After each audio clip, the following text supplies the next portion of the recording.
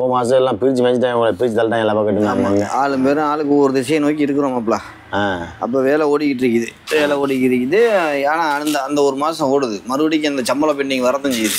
அதாவது ஆமாம், திரும்ப வரும்ல, ஒரு மாதம் சம்பளம் வாங்கிட்டோம், அடுத்த மாதம் பிறக்கையில் இந்த மாதம் சம்பளம் உள்வாங்கி கிடக்கும்ல. இப்படி ஓடிக்கிட்டு இருக்குது. ஏன்னா இது சரி, ஒரு பக்கம் சம்பளம் வர மாட்டேங்குது, இன்னொரு பக்கம்னா வேலை செட் ஆக மாட்டேங்குது, மொத்தம் அந்த கம்பெனிக்குள்ளே செட் ஆக மாட்டேங்குது. அங்கிட்டு என்னென்னமோ முயற்சிலாம் பண்ணி பார்க்குறோம், முடியல. அது ஏற்கனவே இருந்தோம்ல, அதில் நல்லா சோகம் கண்டுட்டு இதில் வந்து இருக்க முடியல. ஆமாம், இது ரொம்ப கஷ்டமாகவும் ஒரு இதாகவும் தெரியுது. அப்போ அந்த வேலை போய்கிட்டு இருக்க போகும்போது திடீர்னு என்ன சொல்கிறாங்கடா, அந்த இன்னொரு கம்பெனி ஷார்ஜாவில், ஆமாம், அது இருக்குது அப்படியே, அந்த கம்பெனி இருக்குது. அங்கே எப்படின்னா எல்லாம் சீ ஃபுட் சம்மந்தப்பட்டது. அப்போ என்ன சொல்கிறாங்கன்னா, எங்கள் 6 பேரையுமா சின்ன ஒரு மலையாளி, ஒரு மொத்தம் ஒரு 10 பேர், ஒரு 4 மலையாளி. இப்போ வந்து போய்கிட்டீங்கன்னா திடீர்னு என்ன சொல்கிறாங்கன்னா, எங்கள் ஒரு 6 பேர், அவங்க ஒரு 10 பேர் அந்த கம்பெனிக்கு போங்கண்டு. ஷார்ஜா சரி, ஷார்ஜாவில் ஷஜான்னு ஒரு இடம் இருக்குது. அது அந்த ஏற்கனவே அது கொஞ்சம் காடு தான். சரி, இதுக்கு அங்கே கடந்துருவோம்டா அப்படின்ட்டு. இங்கே ரொம்ப ஸ்ட்ரிக்டாக இருக்கிறதுனால நமக்கு அது செயல்படுத்த முடியலை. சரி, இதுக்கு அதுவே மேல் உள்ள அங்கே போயிட்டு பேக்குகள் அள்ளிக்கிட்டு அவங்க எல்லாம் அள்ளிக்கிட்டு அங்கே போயிட்டோம். அங்கே போய் அங்கே ஒரு ரூம்பு, ஆனால் அங்கே நல்ல சூப்பரான ரூம் தான். ஏற்கனவே அந்த கேம்பு பக்கத்தில் இருந்தாங்க, அந்த கேம்பெலாம் காலி பண்ணிட்டு வேறு அழகான பில்டிங்கில் ரூமு, புது ரூமு, அதில் ஒரு புது ரூம்பு எல்லாம் செட் பண்ணியாச்சு. கீழே வந்து தமிழ்நாடு தான், அங்கே வேறு 2 வருஷம் இருப்பாப்புல பண்டாரி, அவங்க ஒரு மாதிரியா கமிட் ஆகிட்டோம். அங்கே வேலை உள்ளாக்க போனேன், ஆனால் அங்கே வந்து ஃபுல் அண்ட் ஃபுல்லு ஃப்ரீசருக்குள்ளேயே வேலை செய்கிற மாதிரி இருக்கீங்க. ஆமாம், அப்போ அதில் பார்த்தீங்கன்னா எல்லாமே கம்ப்ளீட்டாக பேக்கிங் வேலையாக வந்துச்சு. இந்த சம்சா பேக் பண்ணுறது, கட்லட் பேக் பண்ணுறது, அப்புறம் அந்த பாக்ஸு மடக்கி பெட்டி மாதிரி செய்கிறது, இந்த மாதிரி வேலை. அப்போ எங்களுக்கு அதுக்கு இது தேவையில்லாண்டு அங்கே தலைவலி அரிக்குது. இங்கே வந்து சூப்பர்வைசர் ஒரு ஆள் தான் இருப்பார், வேறு யாருமே இல்லை. இங்கே சூப்பர்வைசர் மொத்த கம்பெனி ஒரு 100 பேர் 150 பேர் இருப்பாங்க இங்கே. ஆனால் அவர் ஒரு ஆளே கண்ட்ரோல் பண்ணிடுவார். கண்ட்ரோல் பண்ண என்ன, அவன் எங்களுக்கு வேலை இருக்குது. இந்த சூரை பெரிய பெரிய சூரை மீன் வருமாப்பிலாங்க, சூரை மீன் வெட்டுறது, நல்லா உருண்டை சூரை, அதை ஃபுல்லாக இந்த முள்ளெல்லாம் எடுத்துட்டு அதில் அந்த கட்லெட்லாம் போட்டு அங்கேருந்து மிஷின் ஓடி வரும். அதெல்லாம் நசீருக்கு எப்படி திரும்ப வேலை அமைஞ்சிருச்சு. மசாலா தூக்கி கட்லெட் மிஷினுக்குள்ளே கொட்டிடுவாங்க.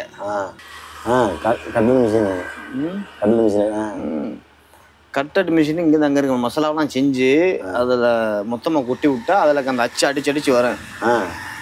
அதில் நசீருக்கு என்ன வேலைன்னா, ஒரு பெரிய குடிசையில் உட்காந்துரும் அப்படி. அந்த மிஷின் இப்படி ஓடிக்கிட்டு இருக்கேன். அந்த லேஸ் அந்த கட்லெட்டு இப்படி லேஸ் நான் வந்துருச்சாக்க இப்படி நாட்டி விடுவாப்புல. இதே வேலையா உட்காந்துக்கிட்டேன். அப்படி நேரத்தை ஓடும், 1-2 இப்படி தள்ளிக்க வந்துடும்னா இப்படின்னு தள்ளி விடுவான். லெவலில் படுத்திவிட்டு அது நேரம் ஓடிக்கிறீங்க. அந்த மாதிரி வேலை அவனுக்கு. எனக்கெல்லாம் அந்த அட்டை கொத்த அடிக்கிறது படுத்துட்டே விளாட்லாமா போகலாம். ஆமாம், அங்கே கொஞ்சம் நல்லா போச்சு. ஆனால் அங்கே டைமிங் இருக்குது, டார்கெட் அப்படின்னா இல்லை. அங்கே வந்து 11 மணி நேரம் தான் வேலை. இருந்தாலும் பிரச்சனை இல்லை. வரும் எனக்கு அட்டை கொத்தா மட்டும்தான். டேப்பை மாட்டி கரெக்டுன்னு இழுத்து அடிச்சு போடுறது. அந்த மாதிரி இப்போ எனக்கு அப்படி.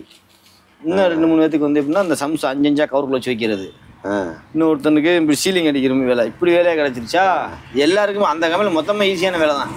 அதில் ஒரு 2-3 பேர்த்து கஷ்டமான வேலை இருக்கீங்க. அது என்னடா அந்த மீட் கட் பண்ணுவாங்க, அது ரொம்ப கொஞ்சம் கஷ்டமாக இருக்கீங்க. ஐஸுக்குள்ளே வச்சுக்கிட்டு இப்படி கட் பண்ணணும், கையை வெட்டுற அளவுக்கு அது கொஞ்சம் இதாக இருக்கேன். அப்போ அது கொஞ்சம் ஸ்மூத்தாக போதுமாப்பில். மீட்லாம் பண்ணிங்களா? மீட் கட் பண்ணுறலாம் அது கியூபாக போட்டு தாக்குறதாண்டா. ஆமாம், அது ஆனால் ஐஸாக இருந்தால் தான் வெட்ட முடியும். ஐஸ் இல்லைன்னா கையை தான் வெட்டிக்க நிற்கணும். அது அந்த மிஷின் வந்து ஐஸ் இருக்குன்னு குதறி விட்டுறேன். கையில் வந்து க்ளவுஸ் தான், அந்த இரும்பு க்ளவுஸ் மாதிரி இருக்கேன், செயின் மாதிரி போட்டு அதை கையில் மாட்டிக்கிட்டு அந்த வேலை, அந்த சீலிங் அடிக்கிறது, இந்த மாதிரியான வேலை. அதனால் ஈஸியாக இருக்குது. ஆனால் என்னென்னா அந்த ஏரியா ஃபுல்லாகவே காடு. அங்கே இருக்கிறது இது எவ்வளவோ மேல்றாண்டு. சாப்பாடுக்கு பிரச்சனை மாப்பிள. சாப்பாடுக்கு அடிக்கடி மட்டனாக தான் போடுவாங்க, அள்ளி வச்சு அடிச்சு விட்றது தான். அதை பற்றி பிரச்சனை இல்லை. வாரம் வந்து அங்கே வந்து கரெக்டாக லீவு. வெள்ளிக்கிழமை ஆச்சுன்னா அங்கே கம்பெனி க்ளோஸு. இங்கே வந்து அப்படி இல்லை, ஒரு வெள்ளிக்கிழமை வேலை சாக்கணும், இன்னொரு வெள்ளிக்கிழமை வந்து கழுவணும். ஓஹோ, இப்படி ரொட்டேஷன் பண்ணி விட்டு கொடுப்பாங்க. அங்கே இங்கே வந்து கம்ப்ளீட்டாக லீவு. வேலைக்கிழமை ராத்திரி ஆச்சாக்க ஃபுல்லாக தூக்கம், அப்படி ஒரு விதமான ஏழை. பெரும்பாலும் அங்கே எல்லாம் இந்த படம் டவுன்லோட் பண்ணுறதானே. அதான் அதுதான் சித்தம். அப்போ அங்கே ஓடிக்கிறீங்களே மாப்பிள்ள, அப்போ திரும்ப பாரு அந்த சம்பளம் மறுபடிக்கும் அந்த பெண்டிங் உழுவுது. உழுவு போகும்போது அப்போ போய் நாங்கள் எவ்வளோ கேட்டுதான் பார்த்துட்டோம், முடியலன்ட்டா அவங்க சூழ்நிலை அப்படி இருக்குது. அது சரி. ஏற்கனவே எங்களுக்கு தந்ததை சொல்லி தண்டரா போட்டாச்சு. அவங்க வேற போய் கேட்கலாம் போய் கேட்டுவிட்டான். எங்களுக்குலாம் இன்னும் தரலையே அப்படிங்கிற மாதிரி. அப்போ என்ன செய்வாங்க? அந்த மாதிரி இதாயிருச்சு. அப்படி கேட்கும்போது மறுபடியும் தரத்துக்கு யோசிக்கிறாங்க. எங்களுக்காச்சும் ஆனால் அவங்களுக்கு ஏமாத்துற என்ன இல்லை, அவன் எப்படின்னா எவனாச்சும் ஒருத்தன் கேன்சல் பண்ணி போகிறான்னா அவனுக்கு செட்டில்மெண்ட் பண்ணுவாங்க. அதுனா கொஞ்சம் காசை முடிச்சு விட்டு அவனை மட்டும் அனுப்பிடுறது. இப்படி ஓடிக்கிட்டு இருந்துச்சு. ஒரு விதமான ஒரு கொலாப்ஸ்ரா அது. ஆமாம், ஒரு விதமான கொலாப்ஸ். அப்புறம் அந்த கெமிக்கல் சம்மந்தப்பட்டதெல்லாம் அங்கே கிடக்கும். அதுக்குன்னு தனியாக ஆள் இருக்கீங்க, அதுக்குலாம் போய் நம்ம விடுவாங்க, செட் ஆகாது நம்மளுக்கு வாடகைலாம். அந்த லிவர் இதெல்லாம் பேக்கிங் பண்ணுவாங்கப்பா. ஆமாம், லிவர் பேக்கிங்னா பெரும்பாலும் ராத்திரியில் தான் வரும். ஒரு கண்டெய்னர் வந்து இறக்கிட்டாங்களாக்க கோழி லிவரு, அதெல்லாம் பேக் பண்ண போகும்போது பார்த்தீங்கன்னா ராத்திரி ஃபுல்லாக நைட் டியூட்டி தான். ஆனால் ஜாலியாக தான் இருக்கும் உள்ளக்க அந்த கம்பெனிக்குள்ளே. அது இப்போ நாங்கள் யாருமே இல்லை, இருக்க மாட்டாங்க. முதலாளிலாம் எப்பவும் இருக்க மாட்டாங்க. சூப்பர்வைசர் அவர் தூங்கிடுவார் நைட்டுக்கு. எங்கள் டீமில் உள்ள ஒருத்தன் ஜாக்கீர்னு ஒருத்தன் வருவான், அவன் பங்காளி. அவனை ஈஸியாக நம்ம ஏச்சிடலாம், அது வேற. அவன் மட்டும்தான் இருப்பான். ஆனால் அவங்க தான் டீமில் லீடராக இருப்பாப்புல. ஆனால் அவங்க தான் அதிகமான வேலையும் பார்ப்பாப்புல. அப்படியாப்பட்ட பெர்ஃபார்மன்ஸ் பண்ணுவாப்புல. ராத்திரியில் எதுக்கு இந்த பெர்ஃபார்மன்ஸ்னு தெரியல. பகல அவங்க முதலாளி பார்க்கல பெர்ஃபார்மன்ஸ் பண்ணால் பரவாயில்ல, யாருமே பார்க்காம எதுக்கு பண்ணுறான்னு தெரியல. ஆமாம். எந்த ஊருக்காரவங்க? பங்காளி. பங்களாதேஷ். சரி சரி. அதாவது எப்படின்னா இந்த பெர்ஃபார்மன்ஸ் பண்ணுற குரூப்பு கொஞ்சம் பேர் இருப்பாங்க. நிறைய கம்பெனி இல்லை, எல்லாரும் இருக்க மாட்டாங்க, கொஞ்சம் பேர். அவன் எப்படி தெரியுமா, நல்லா நம்மள்ட்ட பேசிக்கிட்டு அழகாத்தான் உட்காந்து பேசிக்கிட்டு இருப்பாங்க. முதலாளி வர்றதா இல்லை சூப்பர்வைசரோ பிஆர் யாராச்சும் வர்ற பார்த்துட்டான்னு வச்சுக்கிடுவான், சவுண்டு பறக்க இங்கேருந்து அங்கே. இவர் இங்கிட்டு ஓடுவாப்புல. நான் இருந்த கம்பெனிலாம் 2 பேர் என் முதலாளியை பார்த்துட்டு முட்டிக்கிடுவாங்க வேகம். பெர்ஃபார்மன்ஸ் பண்ணுறதுல 2 பேர் சிங்கப்பூரில். செப்பு இப்படி திரும்பி சால்ட்டுன்னு கேட்பாரு. 2 பேர், ஒருத்தன் இங்கிட்டு பாயுவான், ஒருத்தன் இங்கிட்டு பாயுவான், முட்டிக்கிடுவாங்க 2 பேரும் போய் சால்ட் எடுத்து கொடுக்குறதுக்கு. அவனு கூட தான் இருக்கேன். இவங்க சும்மா நின்றா கூட அவர் எடுத்துட்டு போய். இப்போ இங்கே பாய்ச்சல், இங்கிட்டு இருந்து அங்கிட்டு தான் பாயுவான், அங்கிட்டு இருந்து இங்கிட்டு தான் பாயுவான். கேட்டுட்டாரன்னு இந்த மாதிரி ஆளுக்கெல்லாம் இருக்கேன் கம்பெனி. அது மாதிரி இவங்கிட்ட யாராவது சொல்லியிருப்பாங்க போல, நீ வந்து வேலையில் பெர்ஃபார்மன்ஸ் நல்லா கடுமையாக பண்ணால் தான் உனக்கு கிடைக்குது.